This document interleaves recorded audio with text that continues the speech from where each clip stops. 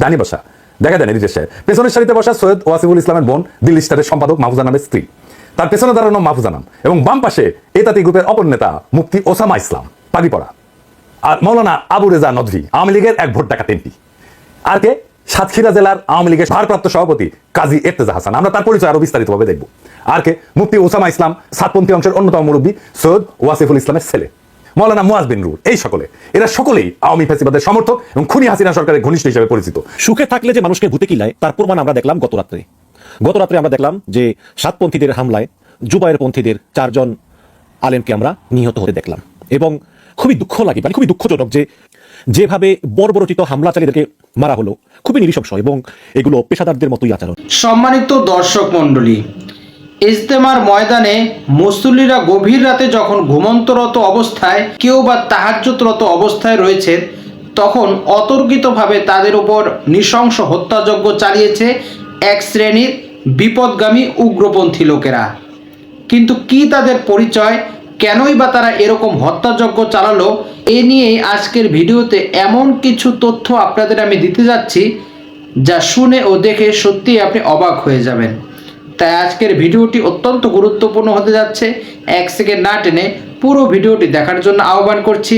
আর একটি ছোট্ট রিকোয়েস্ট করছি, তা হলো যদি আপনি আমাদের এই চ্যানেলের নতুন দর্শক হয়ে থাকেন, অবশ্যই আমাদের এই চ্যানেলটি সাবস্ক্রাইব করে একটি লাইক দিয়ে পাশে থাকা বেল বাটনটি অন করে দিবেন। তাই আর কথা নয়, চলুন সরাসরি আমরা ভিডিওতে চলে যাই।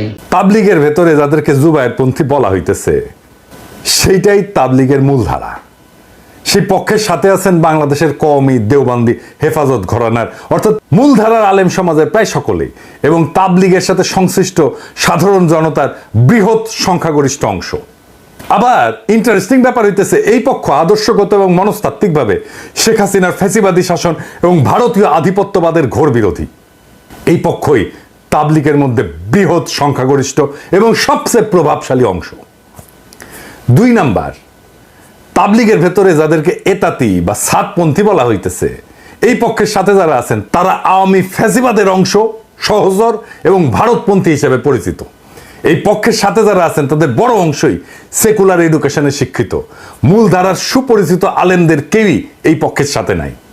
এই পক্ষের নেতৃত্বে বা সামনের সারিতে যারা আছেন, আসেন তাদের কয়েকজনকে আমরা দেখি। আলহাজ সৈয়দ ওয়াসিফুল ইসলাম, উনি কে? উনি ডেইলি স্টার পত্রিকার সম্পাদক মাহফুজা নামের স্ত্রী শাহিনা নামের ছোট ভাই। উনি একজন মুক্তিযোদ্ধা, মানুষ হিসাবে খারাপ না, কিন্তু ওই যে মুক্তিযোদ্ধার ট্রেনিং আছে তো ইন্ডিয়ায়, তাই ইন্ডিয়াস ইন্টারেস্টের পাশে উনি দাঁড়াইছেন। ছবিতে দেখেন তাবলিগের এতাতি গ্রুপের মুরব্বী সৈয়দ ওয়াসিফুল ইসলাম, সামনের সারির ডানি বসা, দেখা দেন এডিটর সাহেব, পেছনের সারিতে বসা সৈয়দ ওয়াসিফুল ইসলামের বোন, দিল্লি স্টারের সম্পাদক মাহফুজা নামের স্ত্রী, তার পেছনে দাঁড়ানো মাহফুজা নাম, এবং বাম পাশে এতাতি গ্রুপের অপর নেতা মুফতি ওসামা ইসলাম পাগড়ি পরা, আর মৌলানা আবু রেজা নদভী, আওয়ামী লীগের এক ভোট টাকা এমপি, আর কে সাতক্ষীরা জেলার আওয়ামী লীগের ভারপ্রাপ্ত সভাপতি কাজী ইর্তেজা হাসান। আমরা তার পরিচয় আরো বিস্তারিতভাবে দেখব। আর কে মুফতি ওসামা ইসলাম, সাতপন্থী অংশের অন্যতম মুরব্বী সৈয়দ ওয়াসিফুল ইসলামের ছেলে মৌলানা মুয়াজ বিন নূর। এই এরা সকলেই আওয়ামী ফ্যাসিবাদের সমর্থক এবং খুনি হাসিনা সরকারের ঘনিষ্ঠ হিসেবে পরিচিত। বিগত 15 বছরের দুঃশাসনের আমলে রাষ্ট্রীয় ছত্রছায়ায় এরা বাইরে উঠছে। এই তাবলিগের এই বর্তমান সংকটে কারা ইন্ধন যোগাচ্ছে? ভারতের আগ্রাসী হিন্দুত্ববাদী শক্তি এই অঞ্চলে ইসলাম এবং মুসলমানদেরকে দাবায় রাখতে নানা কর্মকাণ্ড চালাইছে, আপনারা জানেন।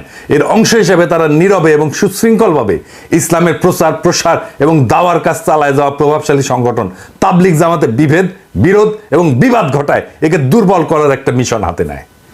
আমারে ছাইরা দেন, আমারে ভাই মাইরেন না, আমার একজন লোক আছিল আমার মরে গেছে, আমার লোকের লোক মরে গেছে ভাই। এবং আমাদের প্রায় 100 থেকে 150 লাশ এখানে আছে এখন, গুম করার জন্য চেষ্টা করতেছে। কত লাশ? 100 থেকে 150। গতকালকে যারা এদের সাথে সংশ্লিষ্ট ছিল, জড়িত ছিল, তাদের দৃষ্টান্তমূলক শাস্তি দিতে হবে।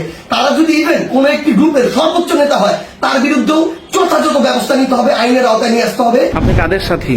আমরা ওলামাদের সাথে। ওলামাদের সাথে আপনারা কোথায় ছিলেন?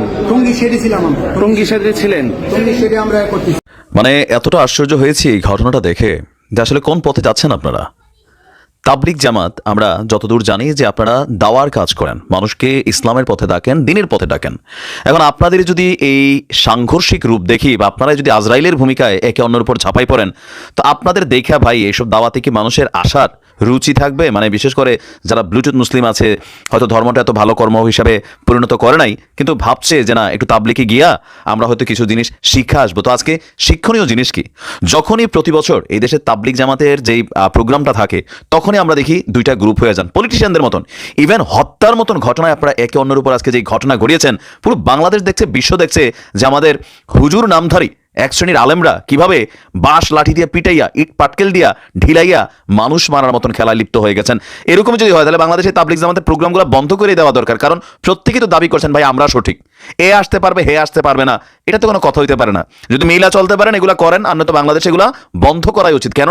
সম্মানিত দর্শক মণ্ডলী, একটু মনোযোগ সহকারে শুনবেন, তাহলে বুঝতে পারবেন তাবলিগ জামাতের বর্তমানে যে দুটি দল রয়েছে তাদের মধ্যে কারা হকপন্থী আর কারা বাতিলপন্থী। মূলত দুটি দলকে, একটি দলকে বলা হয় সাতপন্থী আর একটা দলকে বলা হয় জুবায়েরপন্থী। তাদের পরিচয়টা কি? মূলত জুবায়েরপন্থী যাদেরকে বলা হয়, এটা একটা সংখ্যাগরিষ্ঠ বাংলাদেশের আপামর জনতা, একটি বিশাল সংখ্যা, এবং এর মধ্যে রয়েছে সকল কওমি ওলামা একরাম এবং দেশ বরেণ্য যত বড় বড় আলেম ওলামা রয়েছেন এবং সাধারণ মুসল্লিগণ রয়েছেন, তারাই মূলত এর অন্তর্ভুক্ত। এর বিপরীতে একটি উগ্রবাদী সংগঠন রয়েছে যাদের অধিকাংশই জেনারেল লাইনে পড়ুয়া এবং জেনারেল শিক্ষিত, এবং তারা সাদ সাহেব যার অবস্থান ভারতে তার অনুসারী বললেই চলে। তার যারা অনুসারী রয়েছে তাদের একটাই বক্তব্য, সেটা হলো আমরা কোনো ওলামা একরাম মানি না। তারা কোনো ওলামা একরামকে মানতে রাজি নয়, বরং তারা নেতৃত্ব চায়, নিজেদের অবস্থানকে উচ্চ শিখরে চায়, তারা নিজেরাই সমাজের আলেম সমাজকে চালাতে চায়, এবং তারা তাদের আমির সাদ সাহেবকে বাংলাদেশে আনার জন্য এবং ইজতেমা মাঠ দখল করার জন্য, নিজেদের কর্তৃত্ব প্রতিষ্ঠা করার জন্য, তারা নিজেদের ক্ষমতাকে বাংলাদেশে প্রতিষ্ঠা করার জন্য আমরা দেখেছি ইজতেমার মাঠে তারা নৃশংস হত্যাযজ্ঞ চালিয়েছে। কিসের জন্য? তাদের মত, তাদের দাবি ছিল তারা ইজতেমার মাঠ যে কোনো মূল্যে দখল করবে, এবং এখন পর্যন্ত তারা এ বিষয়ে অটল রয়েছে যে তারা যে কোনো মূল্যে সাদ সাহেবকে বাংলাদেশে আনবে, এবং তারা দাবি করছে যে এতে যা করা লাগে তারা তাই করবে, এবং তা করেছেও। তারা নির্মমভাবে 4টি প্রাণকে তারা কেড়ে নিয়েছে। প্রিয় দর্শক মণ্ডলী, আজকের এই ভিডিও সম্পর্কে আপনার কি মতামত? অবশ্যই আপনারা সেই মূল্যবান মতটি আমাদের কমেন্টস বক্সে জানাবেন। আর আজকের এই ভিডিওটি যদি আপনার ভালো লেগে থাকে অবশ্যই ভিডিওটিকে লাইক দিয়ে শেয়ার করে দিবেন। আজ এই পর্যন্তই। সকলে ভালো থাকবেন, সুস্থ থাকবেন, নিরাপদ থাকবেন, এই আশা ব্যক্ত করে আজকের ভিডিও এখানেই শেষ করছি। আমিন ওয়া আখিরু দাওয়ানা আলহামদুলিল্লাহি রাব্বিল আলামিন। ওয়াসসালামু আলাইকুম ওয়া রাহমাতুল্লাহি ওয়া বারাকাতুহু।